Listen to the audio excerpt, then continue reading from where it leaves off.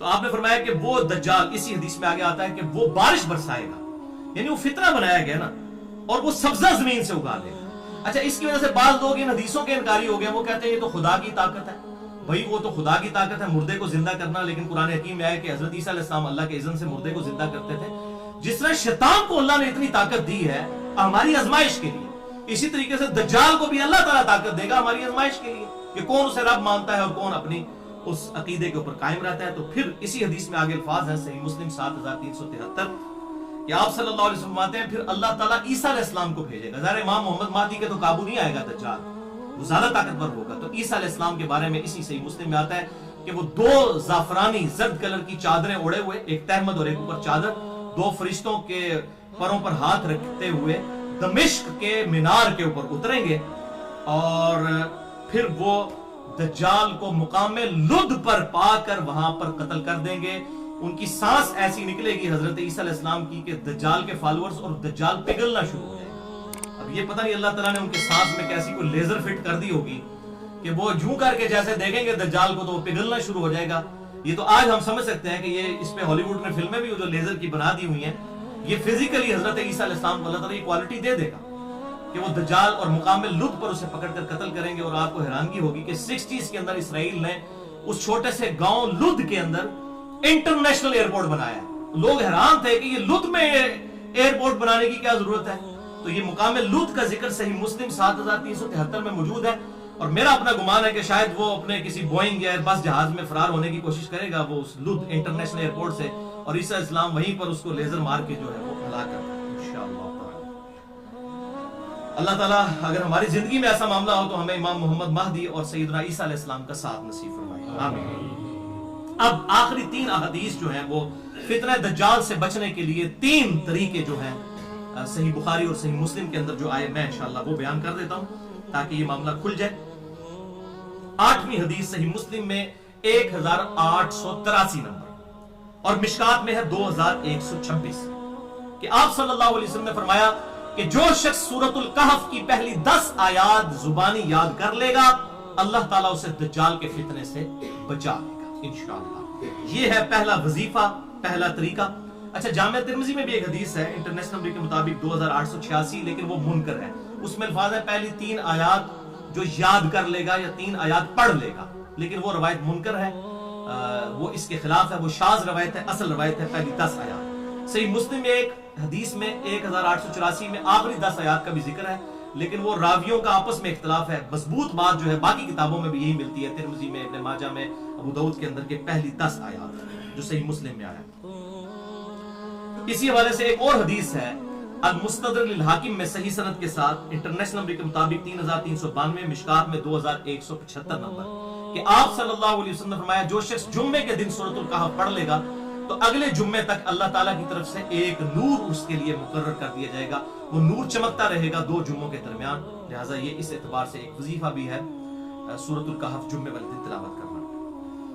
اسی حوالے سے صحیح بخاری اور صحیح مسلم میں بھی ایک اور حدیث ہے، بخاری میں 5011، مسلم میں 1856 اور مشکات میں 2177 نمبر کہ ایک صحابی تھے وہ سورۃ الکہف کی تلاوت کر رہے تھے تو آسمان سے ایک بادل ان کے اوپر آ گیا اور بالکل ان کے قریب آیا حتیٰ کہ ان کا گھوڑا بدک اٹھا۔ تو صبح انہوں نے آ کے آپ صلی اللہ علیہ وسلم کو بتایا تو آپ نے فرمایا کہ یہ تو اللہ کی طرف سے خاص سکینت تھی جو نازل ہو رہی تھی تیری تلاوت کی وجہ سے، وہ اللہ تعالیٰ کی طرف سے فرشتے آئے تھے جو کہ وہ سن رہے تھے۔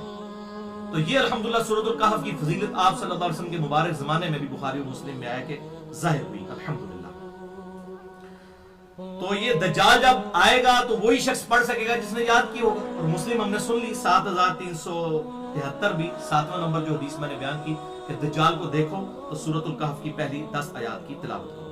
9ویں حدیث صحیح مسلم میں 7376 سے 7377 تک 3 احادیث ہیں، اور یہ بخاری میں بھی موجود ہے 7132، مشکات میں 5476 اور 5479 کہ آپ صلی اللہ علیہ وسلم نے فرمایا ایک مناظرے کا ذکر کیا، ایک تو یہ مولویوں کا مناظرہ ہے نا، ایک دجال اور مومن کا مناظرہ ہوگا، بڑی ڈیٹیل اور انٹرسٹنگ حدیث ہے۔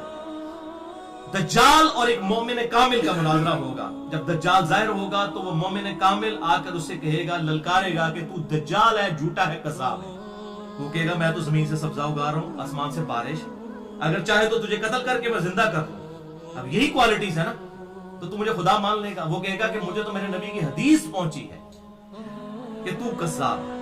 इससे ये बात पता चली कि ये दूसरा वजीफा है दज्जाल से बचने का, कि किताबुल्लाह और सुन्नत को पकड़ ले, बुजुर्ग बाबों को नहीं, कुरान और सही हदीस को। ये दूसरा वजीफा है, ये मैंने इस्तेमाल किया है। दूसरा वजीफा दज्जाल से बचने का, हदीस को पकड़ ले, किताब और सुन्नत को पकड़ ले। अल्हम्दुलिल्लाह। तो वो कहेगा मुझे हदीस पहुंची है, वो कहेगा मैं कारनामे कर रहा हूं, बाकी तो सारे मेरे ये इस्तिदराज देखकर तो मेरे पे ईमान ला रहे, तू क्यों नहीं लाएगा? वो कहेगा मेरे नबी की हदीस पहुंची है, मैं तो इन चीजों से प्रेस नहीं होता। अजी भी नहीं होते अल्हम्दुलिल्लाह, जो मर्जी करके दिखा दे। अजी कहना ਤੁਹਾਡੇ मुर्दे कब्रों ਤੋਂ निकल आना तावी 2 + 2 4 रहेगा और कुरान अल्हम्दुलिल्लाह हक रहेगा। मैंने पूरा लेक्चर भी मसला नंबर 131 ही रिकॉर्ड करवाया करामात के हवाले से। तो ये करामात नहीं होगी, उसकी इस्तिदराज होगा।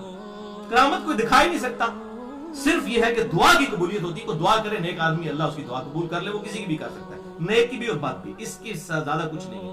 और इस हवाले से जितनी ये प्ली लेते थे, मैंने तमाम चीजों का अल्हम्दुलिल्लाह किताब और सुन्नत की रोशनी में रद्द किया है। तख्ते बिल्कीस वाला वाकया हो या इसी तरीके से मूसा और खिजर अलैहिस्सलाम वाला वाकया हो, बड़ी डिटेल के साथ मैंने डिस्कस किया। तो बहरहाल वो कहेगा कि मुझे तो मेरे नबी की हदीस पहुंची है। फिर वो दज्जाल उसे कत्ल करके उसके 2 टुकड़े कर देगा, आरा चलवाएगा उसके जिस्म के ऊपर, सर से लेकर पांव तक। फिर उन 2 टुकड़ों के दरमियान चलेगा, फिर उसे जिंदा कर देगा। कहेगा हूं सुना।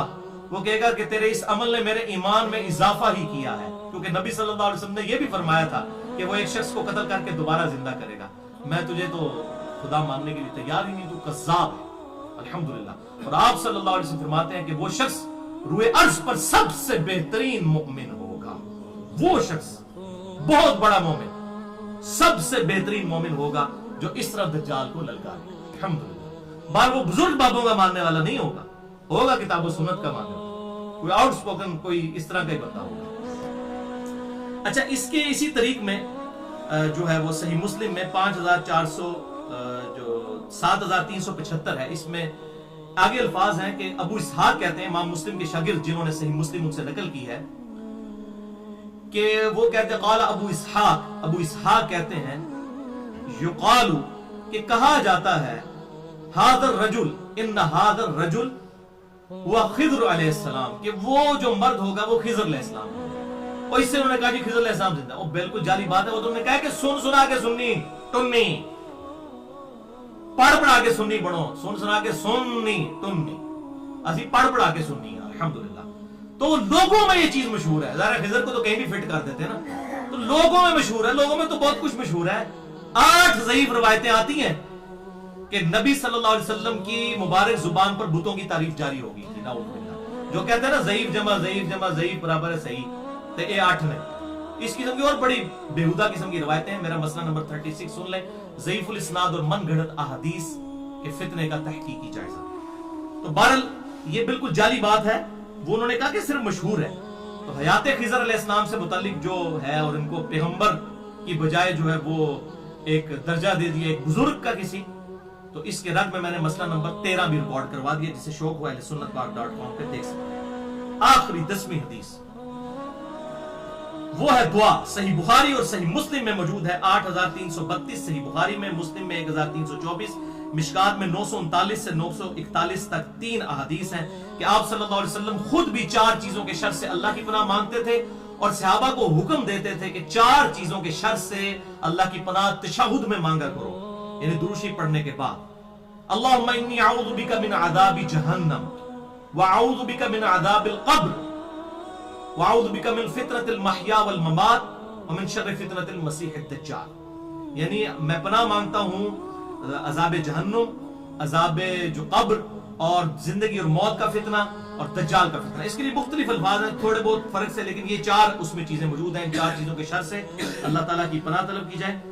और सही मुस्लिम में 1333 नंबर हदीस है कि इमाम ताऊस ताबई का कौल इमाम मुस्लिम ने नकल किया है कि उन्होंने अपने बेटे के बारे में सुना कि उसने तशहुद में ये दुआ नहीं पढ़ी, अल्लाहुम्मा इन्नी अऊज़ु बिका मिन अज़ाबि जहन्नम व मिन अज़ाबिल क़ब्र व मिन फितनतिल महया वल ममात व मिन शर्रि फितनतिल मसीहिद दज्जाल। तो उन्होंने अपने बेटे से कहा कि नमाज दोबारा पढ़, क्योंकि अल्लाह के नबी इसका हुक्म देते थे।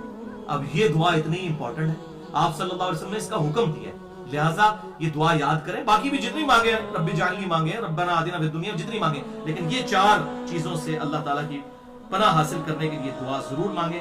یہ تیسرا طریقہ ہے دجال کے فتنے سے بچنے کا، یہ دعا ہے الحمدللہ